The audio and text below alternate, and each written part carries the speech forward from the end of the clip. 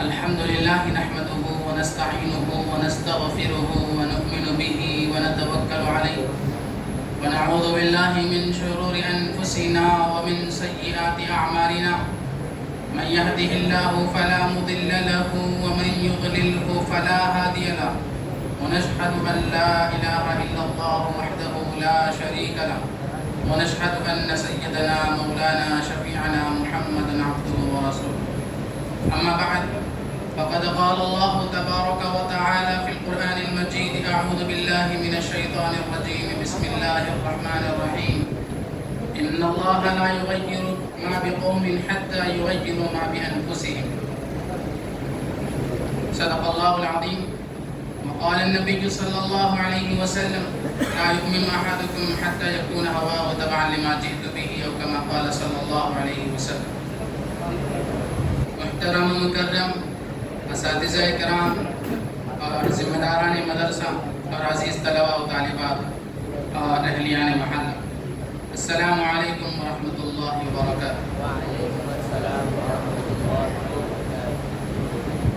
الحمدللہ، مدرسے کے انتظامی امور کے تحت ہر جمعرات کو بعد نماز ظہر مسجد حضا میں جلسہ اصلاح معاشرہ منعقد کیا جاتا ہے، جس میں شہر حیدرآباد کے اور دوسری ریاستوں کے موقر اور متبحر علماء کرام سے استفادے کی شکلیں فراہم کی جاتی ہیں۔ آج ہمارے لیے انتہائی سعادت اور خوشی کا موقع ہے کہ آج ہمارے درمیان سرپرست اعلیٰ حضرت مولانا شاہ محمد جمال الرحمن صاحب دامت برکاتہم بنفس نفیس خود تشریف فرمائے۔ آج کا ہمارا جو موضوع ہے، قوموں کی تقدیر۔ قوموں کی تقدیر کے متعلق بہت ساری باتیں جو انشاءاللہ آج کے اس اہم جامع اور پرمغز خطاب میں آپ کو سننے کا موقع ملے گا۔ مفسرین اکرام اور شارحین حدیث رحمہم اللہ نے تقدیر کے متعلق دو باتیں ارشاد فرمائیں کہ تقدیر کی دو قسمیں، تقدیر معلق اور تقدیر مبرم۔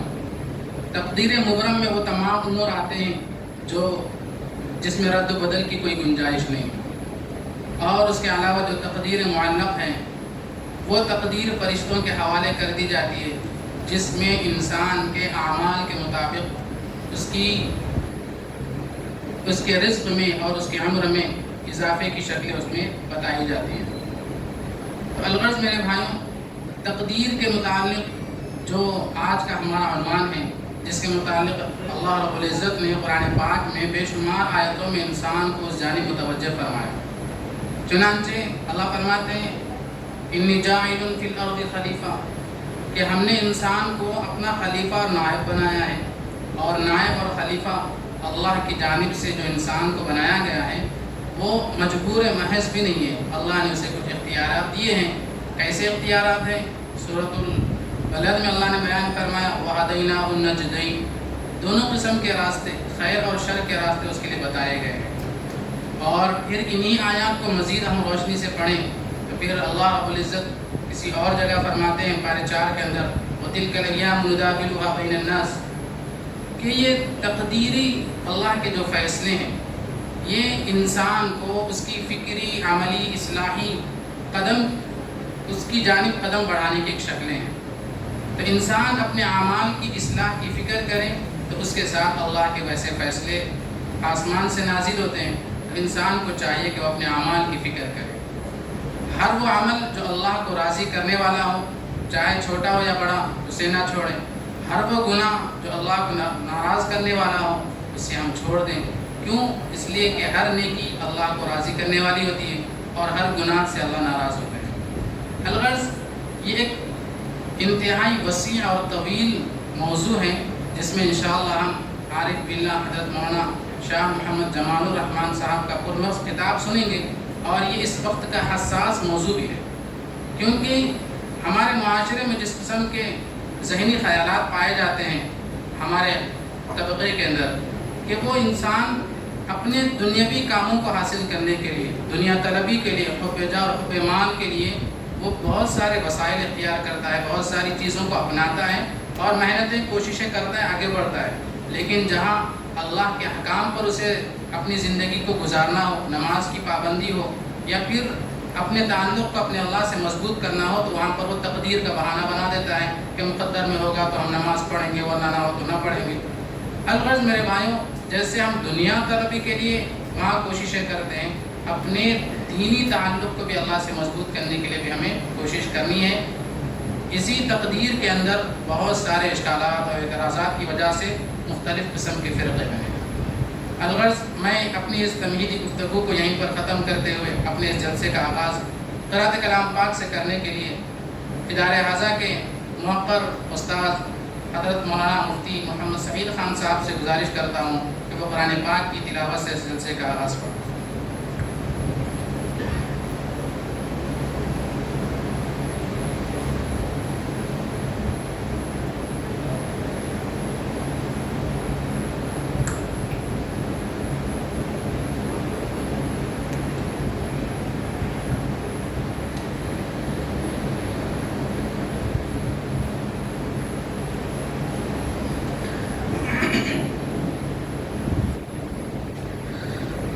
أعوذ بالله من الشيطان الرجيم.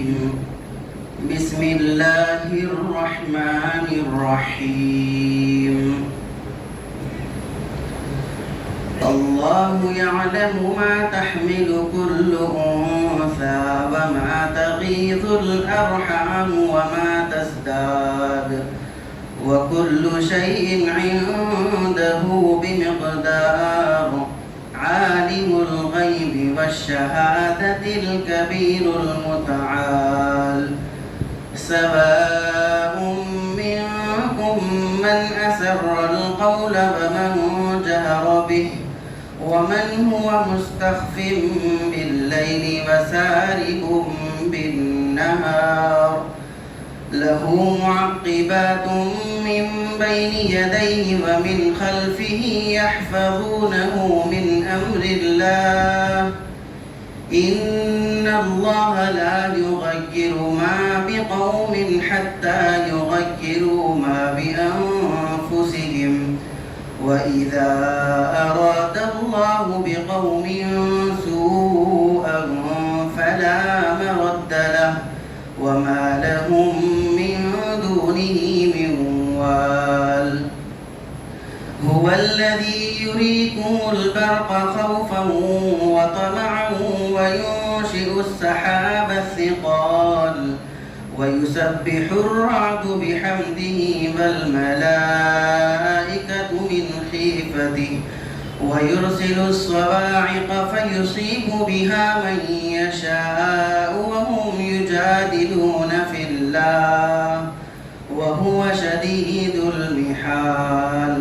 له دعوة الحق والذين يدعون من دونه لا يستجيبون لهم بشيء إلا كباسط كفيه إلى الماء ليبلغ فاه وما هو ببالغه وما دعاء الكافرين إلا في ضلال. ولله يسجد من في السماوات والأرض طوعا وكرها وظلالهم بالغدو والآصال. قل من رب السماوات والأرض قل الله. قل أفاتخذتم من دونه أولياء لا يملكون لأنفسهم نفعا ولا ضرا. قل هل يستوي الأعمى والبصير أم هل تستوي الظلمات والنور أم جعلوا لله شركاء خلقوا كخلقه فتشابه الخلق عليهم. قل الله خالق كل شيء وهو الواحد القهار. صدق الله العظيم.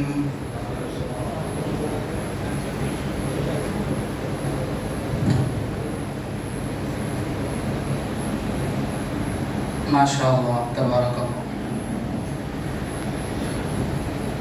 ابھی جو آیات قرآن آپ کے سامنے تلاوت کی گئی اس میں ایک آیت سجدہ ہے، اسی لیے تمام سننے والوں پر ایک سجدہ لازم ہے، وہ بیان کے بعد سجدہ کر لیں۔ نہ کر تقدیر کا شکوہ مقدر آزماتا چل، ملے گی خود بخود منزل قدم آگے بڑھاتا چل۔ اس کے بعد میں انتہائی ادب و احترام کے ساتھ حضرت مولانا عارف باللہ شاہ جمال الرحمن صاحب سے گزارش کرتا ہوں، درخواست کرتا ہوں کہ وہ اپنے پرمغز قیمتی اور مؤثر خطاب سے ہم سب کو مستفیض فرمائیں۔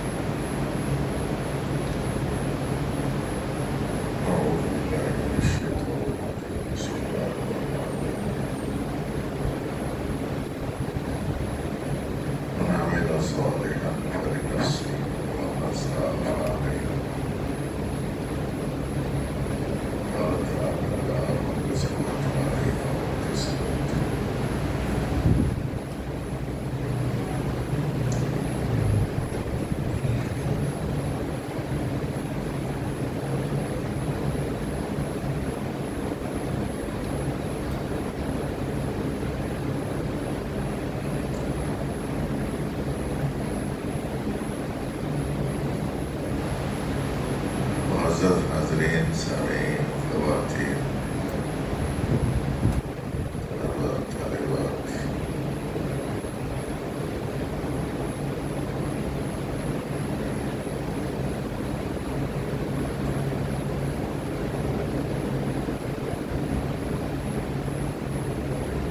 مجھے یہاں حاضر ہونا تھا 3 ہفتے پہلے، شاید وہ 3 ہفتے پہلے تو وہاں مقرر کرے تھے،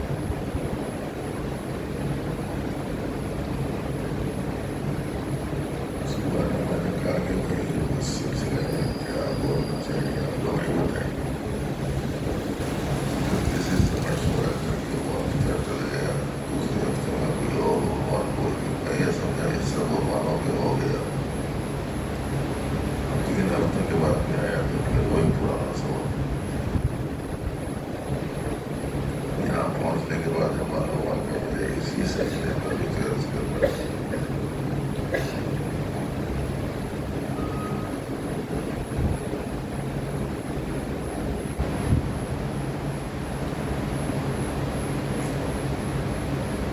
پہلے بھی تو یہ بات ہے حمایت کی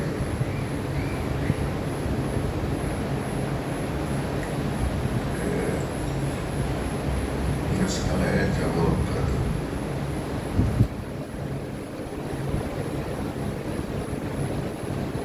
موضوعات اسلامی والے مسائل یہ بہت ہی نازک مسئلہ ہے۔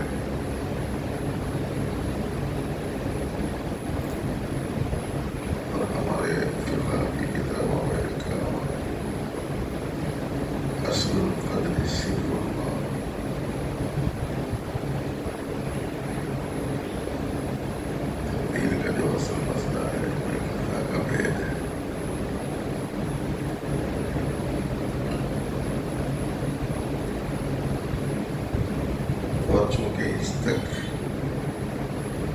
عام طور پر فہم لوگوں کی نارسا نہیں پہنچنے والی،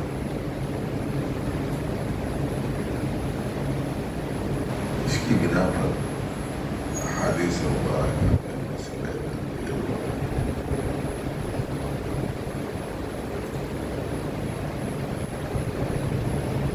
غور و فکر کرنے سے منع کیا۔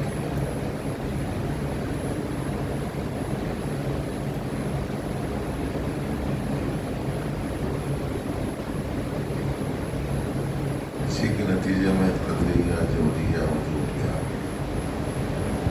دو فرقے ہیں، دوسرا ہے سنت خارج۔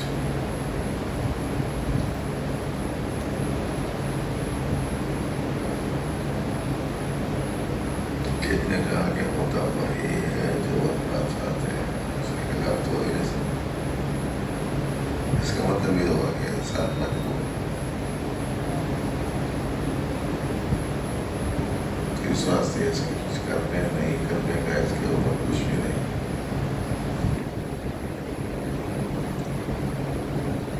لا اجر ولا رزق، اجر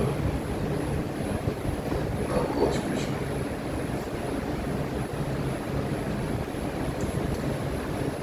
دوسروں نے کہا کہ ہم کو اعمال کا مکلف بنایا گیا کہ ہم نے دیکھنا کہ اس کے اختیار حاصل کریں گے، ہم لوگ بڑا سارا اختیار۔ اس کے نتیجے میں ایک فرقہ بن گیا، ایک جبریہ بن گیا، ایک قدریہ بن گیا، اور اسی کے نتیجے میں مرجیہ بن گیا۔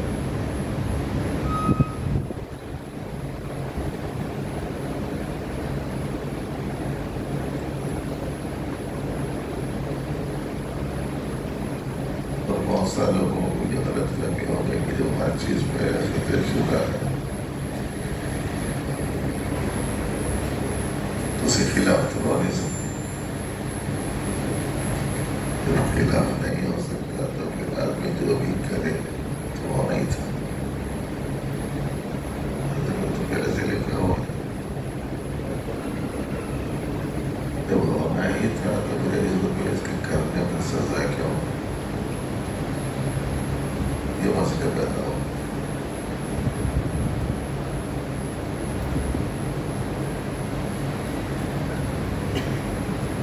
اسی لیے ہمارے اکابر میں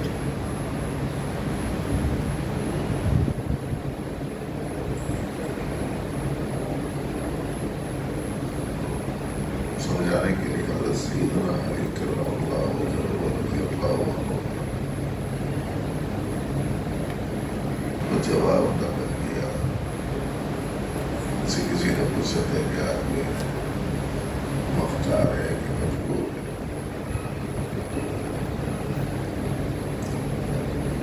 پوچھنے والے سے انہوں نے کہا کہ پاؤں اٹھا دو۔ اس نے ایک پاؤں اٹھا، کہا کہ وہ ٹھیک ہوئے ٹانگ وہ ٹھیک ہوئے رکھو، دوسری اٹھا۔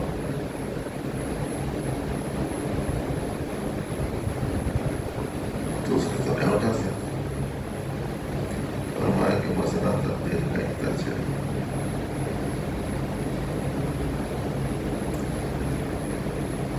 ایک درجے کا اختیار ہے، ایک درجے کا اختیار نہیں۔ اسی کو ہمارے اکابر سلسلے کے بزرگ لوگ کہتے ہیں، ایک لفظ ہے خلق اور ایک لفظ ہے کسب۔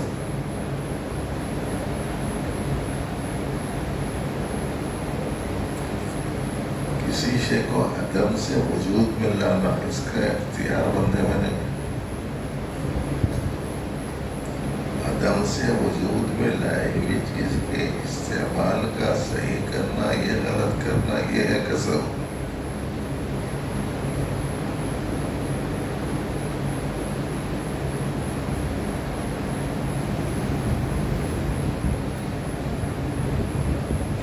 عدم سے وجود میں آیا، یہ ذہن اختیار کریں.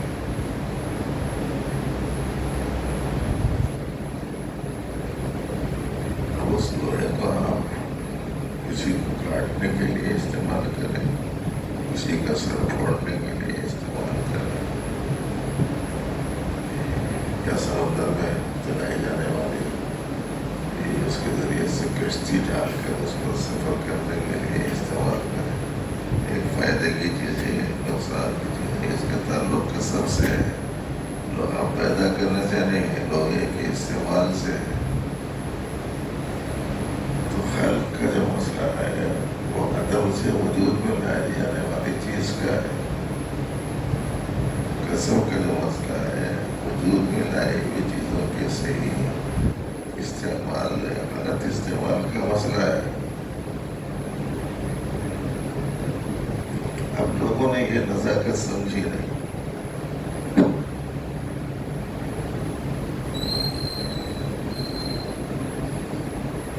سب چیز اللہ پاک پیدا کرتے ہیں تو کسی صورت میں ہمارا کیا ہے یہ سمجھتے ہیں لوگ.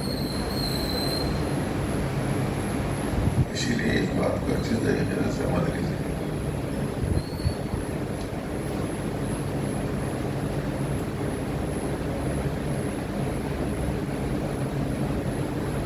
ایک استاد نے 2 بچوں کو پڑھایا.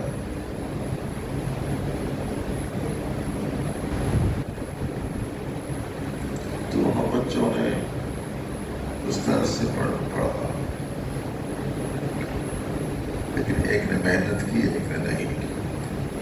ایک نے یاد کیا, ایک نے یاد نہیں کیا. ایک نے پابندی کی, ایک نے نہیں کی. ایک نے ہوم ورک کیا, ایک نے نہیں کیا. ایک نے تکرار کی, ایک نے نہیں کی. اب امتحان دونوں کا ہوگا. امتحان جب دونوں کا ہوگا ظاہر ہے کہ ایک کامیاب ہوگا, ایک ناکام ہوگا. تو یہ کامیاب جو ہوا وہ اس میں بچے کی پابندی کو, محنت کو, حفظ کو, یاد کرنے کو, ہوم ورک کو دخل ہے. اور دوسرا جو ناکام ہوا وہ پابندی نہیں کرنے کی وجہ سے, محنت نہیں کرنے کی وجہ سے, ہوم ورک نہیں کرنے کی وجہ سے, یاد نہیں کرنے کی وجہ سے, تکرار نہیں کرنے کی وجہ سے وہ ناکام ہو گیا.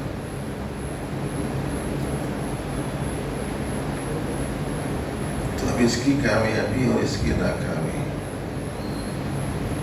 دونوں میں ہر ایک کے اپنے اپنے اختیار کا دخل ہے. اسی لیے دونوں اپنے نتیجے سے متعلق ہے. ایک انعام کا مستحق ہے, ایک ذلت رسوائی. اس نے محنت صحیح رخ سے کی, کامیاب ہو گیا. اس نے محنت غلط رخ سے کی, اس لیے ناکام ہو گیا. اسی لیے اللہ پاک نے فرمایا من عمل صالحا فلنفسه ومن اساء فعليها. جو نیک عمل کرے گا تو اس کے اپنی ذات کے فائدے کے لیے ہوگا, اور جو خراب عمل کرے گا تو اس کا وبال اسی کے اوپر ہوگا.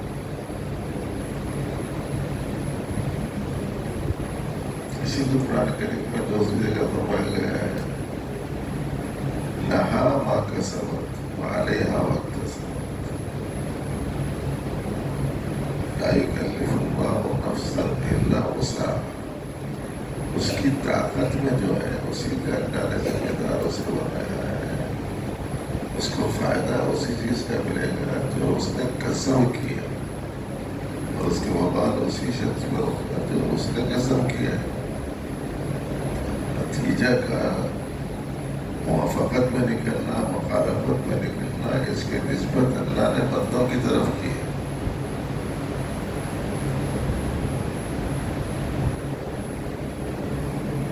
باقی امتحان کے سے پہلے ہی استاذ جانتا ہے کہ یہ پاس ہوگا, یہ فیل ہو جائے گا, اس کا رزلٹ اچھا آئے گا, اس کا اتنا اچھا نہیں آئے گا. استاذ پہلے سے جب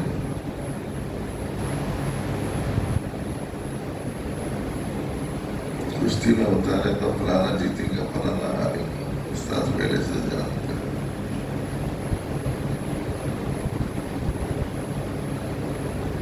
لیکن اس کے باوجود دونوں کو میدان میں اتارتا ہے۔ وہ پہلے سے جانتے ہی ہیں تو دونوں کو میدان میں اتارے گئے کو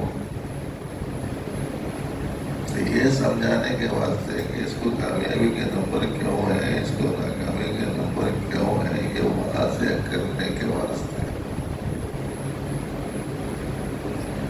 بغیر امتحان کے ایک کو پاس کر دے، ایک کو فیل کر دے تو بھائی مول صاحب کا اس کو پاس کرے انہیں سکا ہے جیسا ہے، اور اس کو فیل کرے انہیں کوئی بہر ہے جیسا ہے۔ بچے کام کر دیتے ہیں۔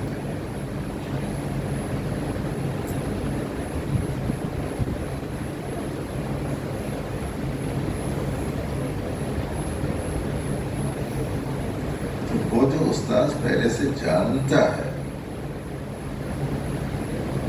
اس جاننے کو آپ تقدیر سمجھیں، اس کے جان لینے کی وجہ سے بچے کا اختیار ختم نہیں ہو،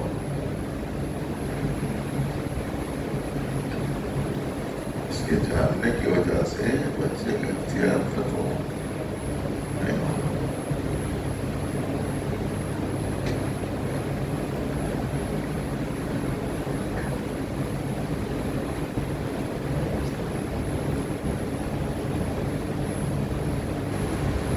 جو انسان کے اختیار میں ہے نتیجے کیا موافقت میں آنا یا مخالفت میں آنا،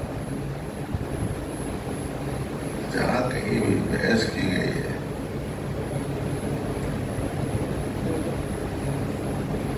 وہاں یہ کہا گیا ہے آپ اپنا مقدر خود سے طے کر سکتے، جہاں جو بات کہی گئی وہاں یہ مفہوم ہوتا ہے اس کا۔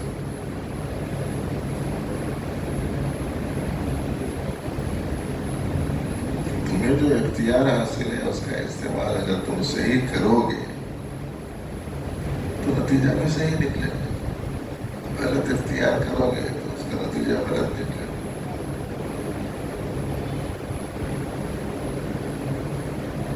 اسی لیے یاد رکھیے اس بات کو کہ جو لوگ ابتدا میں غلط اعمال پر تھے اس وقت تک گمراہی کا شکار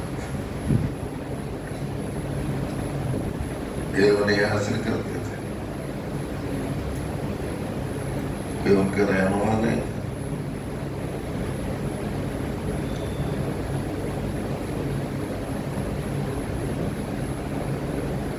منزل آخرت سے غافل تھے، انسانی اخلاق کیا ہوتے ہیں اس سے بے بحرت،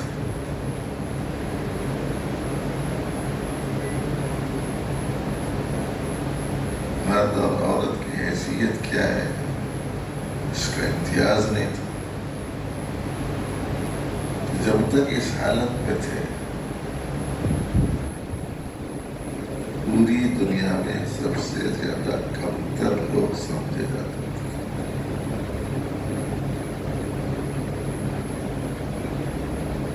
لیکن جب علم حق آیا، رہبر حق آیا،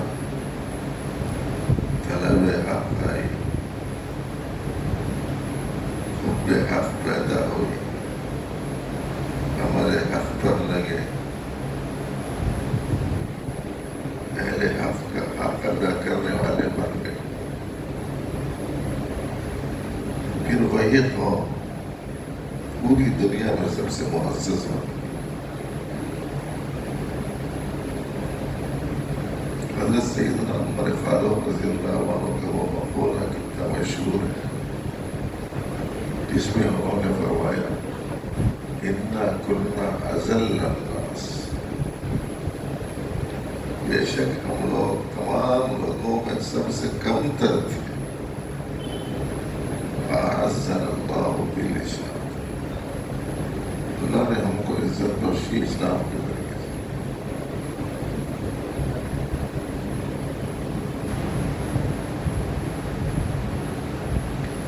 رائی تھے مویشی کے وہ لوگوں کے روئے رہبر،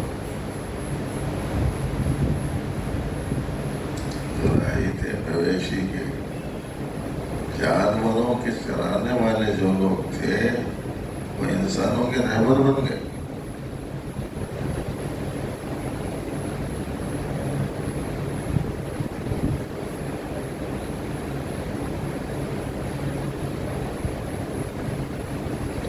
خاک کے ذروں کو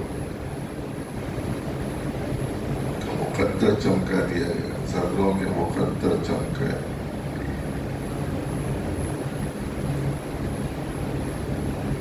اسی لیے کہتے ہیں کہ بھئی اپنا نتیجہ آپ کے اپنے ہاتھ میں ہے۔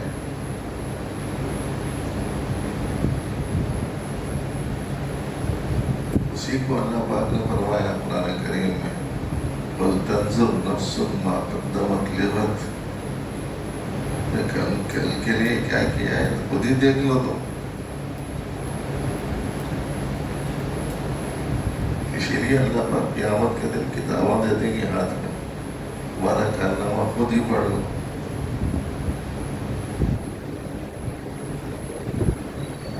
اقرؤوا کتابی، پڑھو اپنی کتاب، دیکھو تم نے کیا کیا۔ اسی لیے جس بچے کو اعتراض ہوتا ہے کہ نمبرات صحیح نہیں دیے، تم صاحب میرے ساتھ میں سوتیلا سلوک کرے،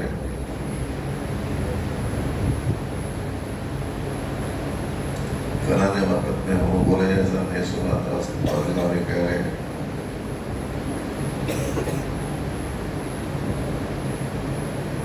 کبھی کبھی گھر سے کچھ اچھی چیز پھکی تو لگے وہ صاحب کو کھلاتا ہے، اس واسطے نمبر آ گیا دے دیے۔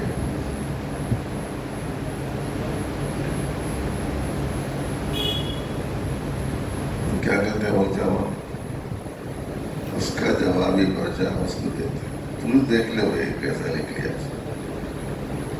کہاں میں نشان لگائے وہ غلط جوابوں میں ہوتے ہیں۔ ہاں وہ کرو وہ کتاب ہی ہے، ہماری اپنی کتاب وہ دیکھ لو۔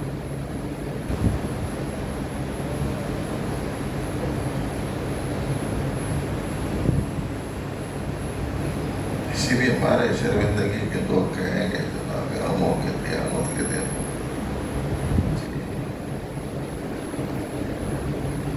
کاش کہ مجھے کتاب ہی نہ دی جاتی،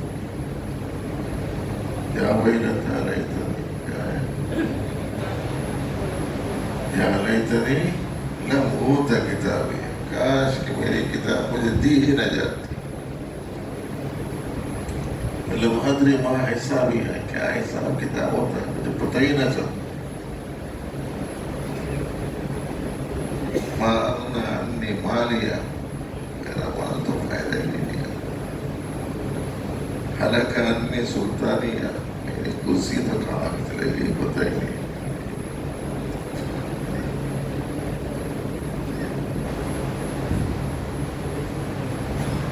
اللہ پاک فرمائے خذوا فغلوا، اسے پکڑو اسے جکڑو، ثم الجحیم صلوا، جہنم میں گھسیٹو، 70 زنجیروں میں اسے باندھ دو، 70 گز 70 ہاتھ زنجیروں میں باندھ دو۔ ثم فی سلسلۃ ذرعها 70 ذراعا،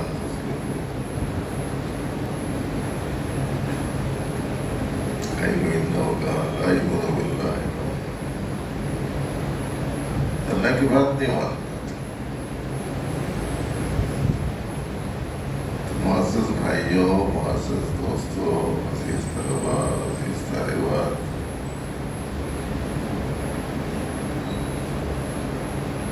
جو حصہ تقدیر کا اللہ کی خلق سے وہ ہمارے بحث میں نہیں آنا چاہیے، جو حصہ اپنے کسب سے اس کی طرف توجہ دلانے کے لیے یہ موضوع کے بارے میں کبھی مذاکرہ ہوتا ہے۔ بھئی آپ سے متعلقہ جو چیز ہے آپ اس کو ذہن میں رکھیں. میرے ذمے کیا کام. پھر آپ کو سمجھ میں آئے گا کہ جو ذمے کام تھا جب چھوڑا تھا کرنے اول والوں نے تو کہاں تھے.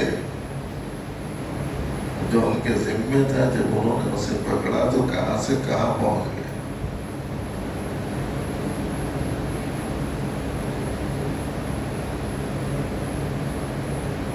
پوری تاریخ آپ پڑھی آپ کو ایک چیز ملے گی.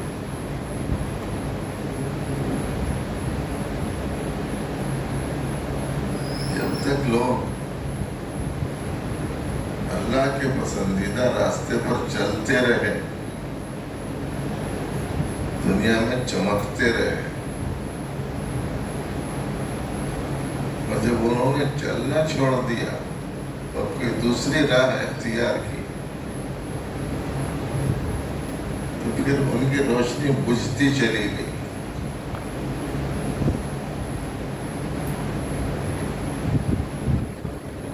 جب چل رہے تھے تو ان کو دیکھ دیکھ کر ہزاروں لاکھوں لوگوں کو راہ ہدایت کی طرف توجہ ہوتی تھی، اور جب گرنا شروع ہو گئے تو اس کے اثر سے ہزاروں لاکھوں کروڑوں لوگ گرنے لگ گئے. پوری تاریخ آپ کو یہ ملے. اسی لیے ایک وہ زمانہ ہے جو خلفائے راشدین کا ہے، اس کے بعد کا ایک زمانہ ہے جو خلفائے راشدین کے دور کے بعد کا ہے. اس میں بنیادی فرق کیا ہے؟ اس میں بنیادی فرق نہیں ہے کہ جس راہ پر نبی علیہ السلام نے ڈالا تھا جب تک چلتے رہے اس وقت تک عروج پر ہو، جب اس راہ سے تھوڑا سا ہٹنا شروع کرے، جیسے عام طور پر آج بھی وہ چیز دیکھنے میں آتی،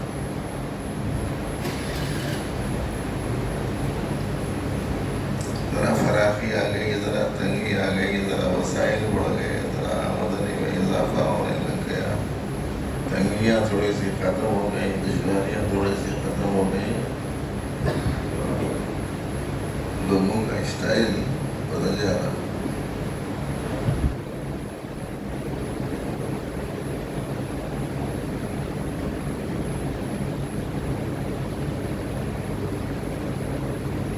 پہلے عاجزی تھی، اب تکبر آ گئے. پہلے ہمدردی تھی، اب بے دردی آ گئی.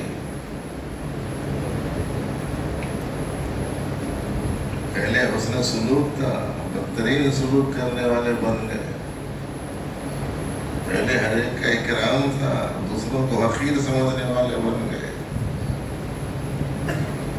پہلے احتیاط سے خرچ کرتے تھے اور اب اسراف و تبذیر تک پہنچ گئے. پہلے کسی کو روپیہ 2 روپیہ بھی دیتے تھے تو اخلاص سے دیتے تھے، اب 10-20 ہزار بھی دے رہے ہیں تو ریا اور نمود کے واسطے دے رہے ہیں. نہیں تھا سو زمانے میں صحیح تھے، ایسے زمانے میں بگڑ گئے.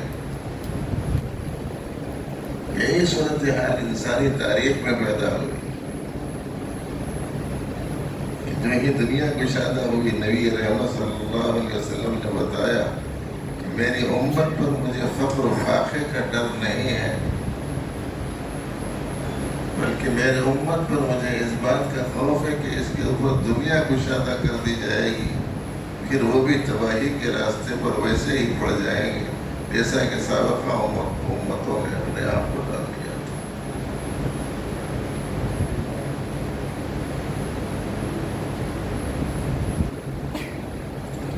عادتیں کتنی بگڑی ہیں.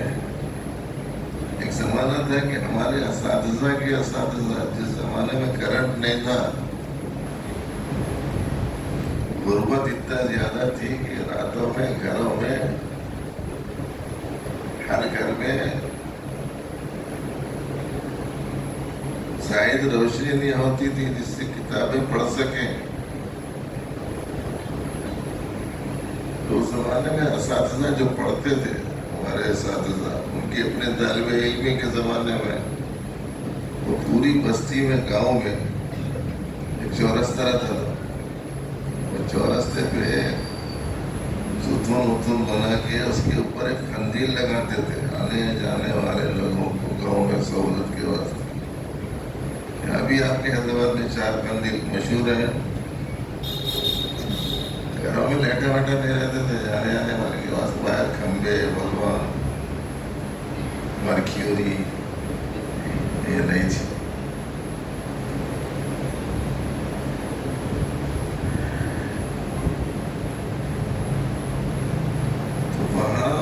چورستے پہ قندیل لگائی جاتی تھی, رات میں پڑھنا ہوتا تھا. تو وہاں جا کے بچے ذرا غور سے سنو, وہاں جا کے کتاب ہاتھ میں لے کے وہ کھمبے کے پاس ٹیکا لگا کے کھڑے رہ کے وہ روشنی میں ایسا پڑھتے تھے.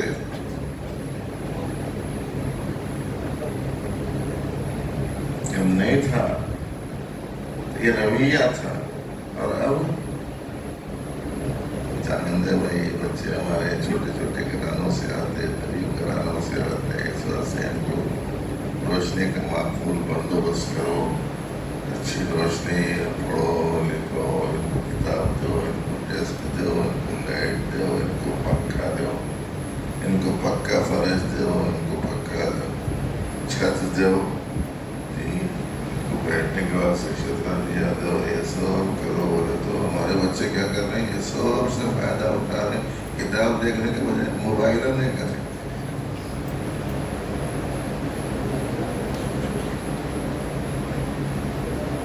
اس کے نتیجے میں 1000 میں ایک بھی کام کرے نہیں کر رہا.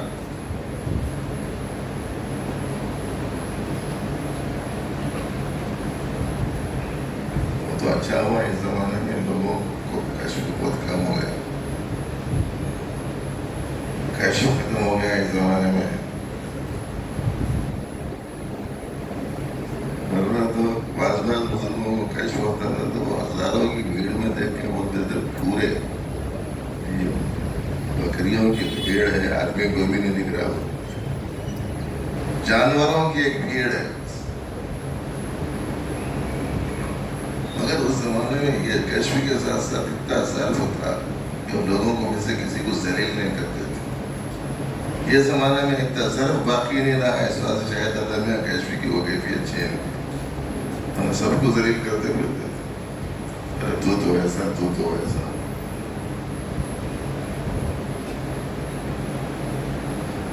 تو تھوڑی سی فراخی یا سہولت کی شکلیں آئی, آدمی بگڑنا شروع ہو گئے.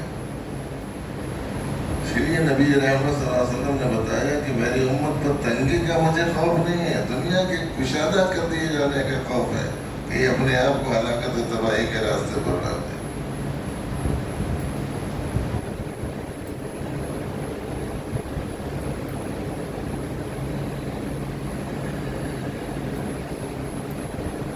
بچیوں کا حال بھی بڑا عجیب ہے.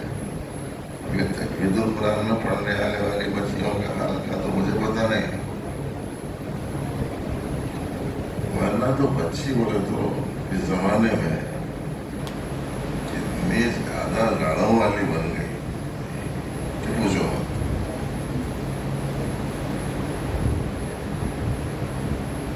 یہاں کا تو نہیں سنا دو, ایک جگہ کا سنا دو, ایک عالمہ بن گئی, سرکاری ڈبو لے لی, کھانا کھانے کے واسطے ستاتی اماں. کب کھاتی اماں اپنے ہاتھ سے ویسے ہی کھلانا جیسے 2 سال کے بچے کو کھلاتی. دارم کی یاد ہو گئی.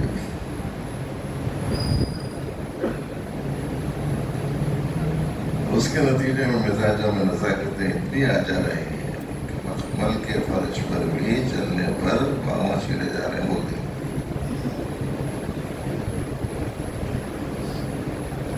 موز کے کھانے پر بھی دانتاں ہلے جا رہے ہیں.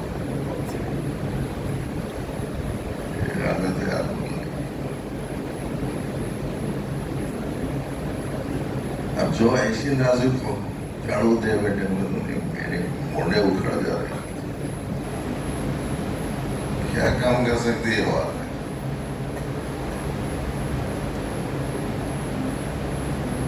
اس کے نتیجے میں صحت صحیح نہیں ہے بچیوں کے. अम्मा बाबा की आधी कमाई पूरी बच्चों बच्चियों की दवाओं में। एक मेडिकल शॉप वाला से पूछा, मैं क्या भाई बड़ी दुकान है तुम्हारी, हजारों किस्म की गोलियां दवाएं हैं, सब दिखाते क्या? बोले साहब एक एक घर में जैसे राशन जाता ना 10-10, 15-15 हज़ार का, वैसा एक एक घर में 15-15 हज़ार की दवाएं मेरी मेडिकल से जाती है। जो देखो दवा, मेहनत नहीं करना छोड़ दिया। सेहत मौकूफ थी मेहनत पर, मेहनत गई सेहत गई। कुव्वत मौकूफ थी अच्छी ग़िज़ा पर, अच्छी ग़िज़ा छोड़ दिए, करी पप लली पप, उसमें क्या सेहत बनेगी? मतलब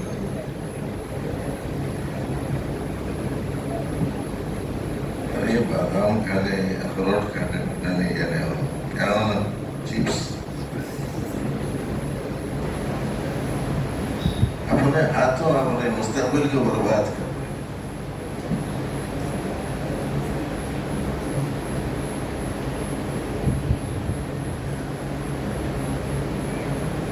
हमारा एक पहलू वो है जिसका ताल्लुक हमारे इख्तियार से।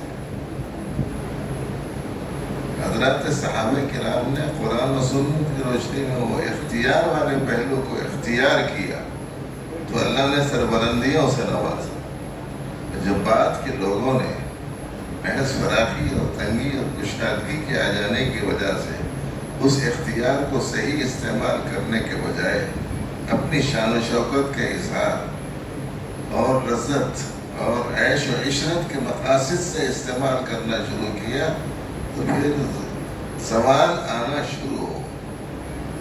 जब तक पहली हालत में थे औरों को भी हिदायत मिलती थी, और जब ज़मान पसीर होने लग गए तो उनको देख देख के दूसरे भी बर्बाद होना शुरू। नस्लें जो आज बर्बाद हो रही हैं उसके पीछे क्या है? अम्मा बाबा कोई जब अल्लाह की अज़मत उसके दिल में नहीं है, आखिरत की फिक्र उसके अंदर नहीं है, अच्छे अखलाक उसके अंदर नहीं है, तो बच्चे सीखेंगे क्या? इसीलिए हदीस शरीफ में आता है कि बच्चों का सही रास्ते पर रहना या सही रास्ते से हट जाना माँ बाप पर मौकूफ हुआ करता है। कुल्लु मौलूदिन यूलदु अलल फित्रति फअबवाहु युहव्विदानि औ युनस्सिरानि औ युमज्जिसानि।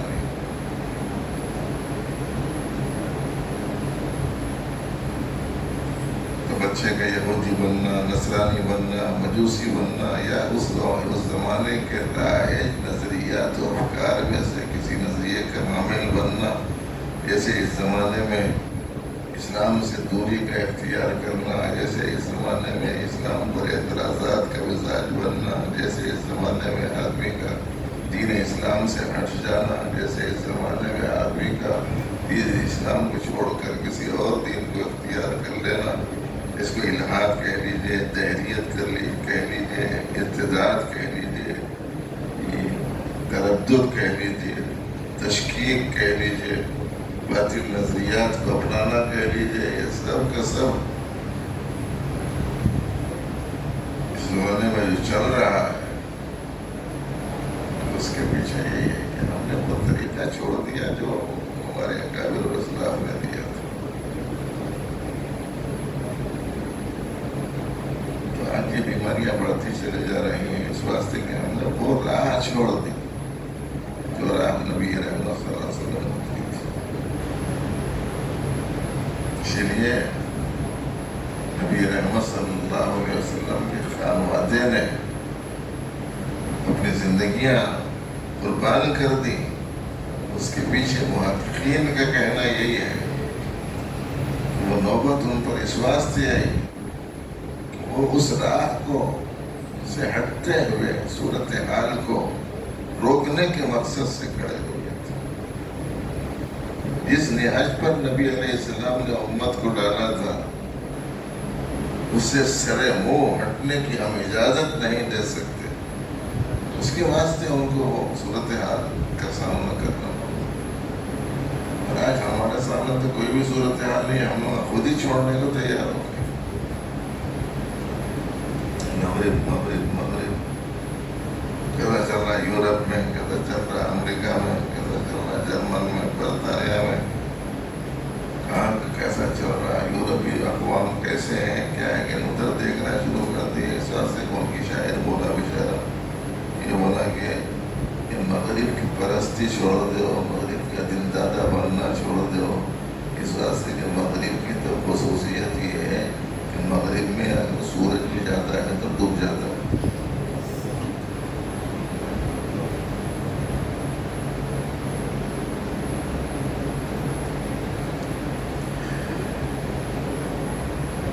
کسی شاعر نے کہا تھا آج سے شاید 70 سال پہلے، اٹھا کر پھینک دو باہر گلی میں نئی تہذیب کے انڈے ہیں گندے کر.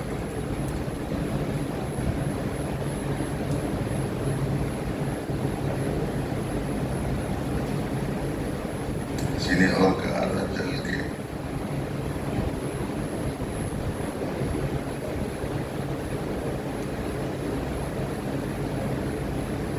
نئی روشنی کا وہ منہ جلد کھالا، نئی روشنی کا ہو منہ جلد کالا، دلوں میں اندھیرا ہے باہر اجالا.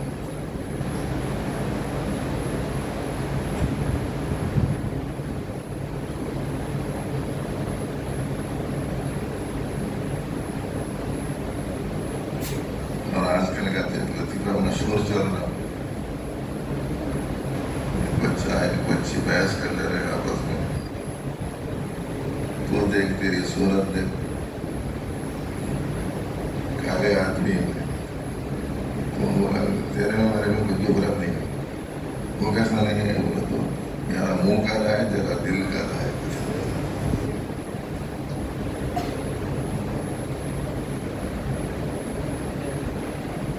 تو بھائیو، دراصل اپنے آپ کو اگر بنانا ہو سنوارنا ہو تو اللہ پاک نے قرآن پاک میں ارشاد فرمایا، جس کی آیت کو ہمارے اناؤنسر صاحب نے پڑھا کہ حالات کو اگر بدلنا ہو تو پہلے اپنے اندرون کو بدلے. ذرا دیکھو، پہلے ایمان سے شغف تھا، سامان سے شغف. بچوں میں بچیوں میں جب باہر سے کوئی دودھ بھی لے کے آیا، چاہت اتنی کہ نماز کا ٹائم بھی رہا تو وہ بعد میں پڑھنے میں پہلے جا کے دیکھیں گے اس میں آئے گی. چیزوں سے محبت ہوتا ہے لوگ اس درجے میں. ایمان سے تعلق کم، سامان سے تعلق زیادہ ہو گیا، تقوی سے تعلق کم، لباس سے تعلق زیادہ ہو گیا، عبادت سے تعلق کم، غذا سے تعلق زیادہ ہو گیا.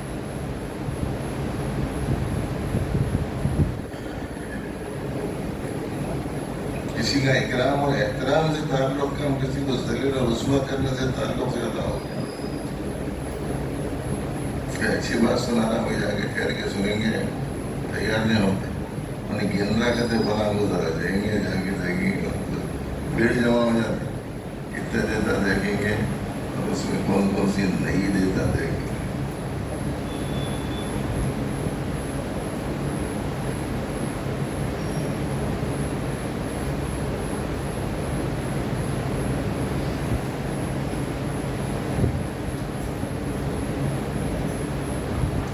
پہلے سنا تھا میں، لیڈر بننے کے واسطے کیا کیا چیزیں چاہیے، بولے تو کم از کم آدھے گھنٹے تک بغیر رکے کی اور بغیر دوہرائے کی گاڑی دینے کی عادت کرنا.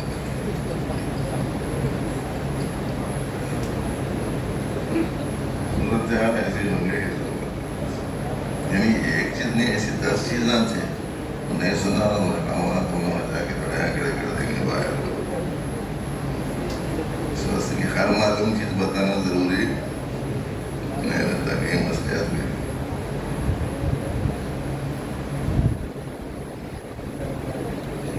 بھائی اگر ہمارے اپنے آپ کے مستقبل کو اور اقوام عالم میں بہترین تبدیلی کو اگر لانا ہے تو اللہ کے دیے ہوئے اختیار سے اللہ کے پسندیدہ اعمال کو اختیار کرو. اس سے بنتا ہے آدمی کا مقدر. سے چمکتی ہے آدمی کی تقدیر، اس سے تابناک ہوتا ہے آدمی کا مستقبل،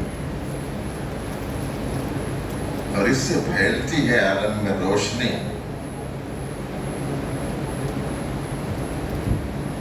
اور یہی وہ چیز ہوتی ہے جس کے ذریعے سے آدمی کو پیشوائی اور افتتاحی نصیب ہوتی ہے۔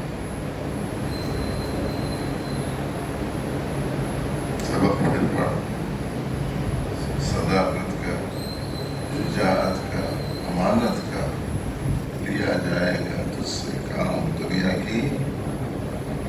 اگر کچھ کرنا ہے تو یہ صفات کو اختیار کرنے کی ہمیں کوشش کرنی چاہیے۔ اللہ تعالیٰ